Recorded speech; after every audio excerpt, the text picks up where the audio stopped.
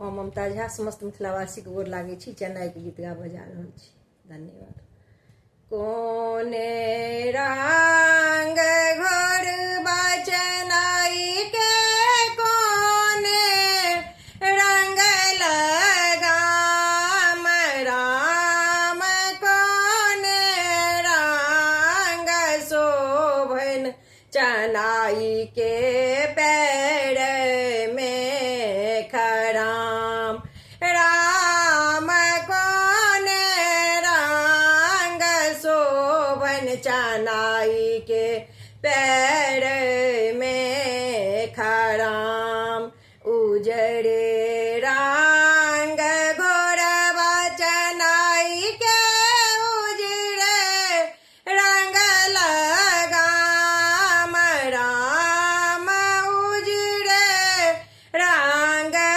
शोभन चेन्नई के पैर में खराम राम उजड़े रंग शोभन चेन्नई के पैर में खराम उजड़े रंग धोती चेन्नई के उजड़े रंग जाना राम उजड़े रंग शोभन चेन्नई के माथा के पाग राम उजड़े रंग शोभन चेन्नई के माथा के पाग उजड़े रंग चानन चेन्नई के उजड़े रंग छात राम उजड़े रंग शोभन चेन्नई के फूला के माला राम उजड़े रंग शोभन चेन्नई के फूल के माला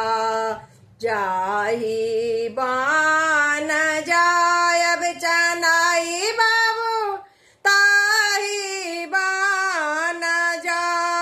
चेन्नई बाबू ताही बान जाओ राम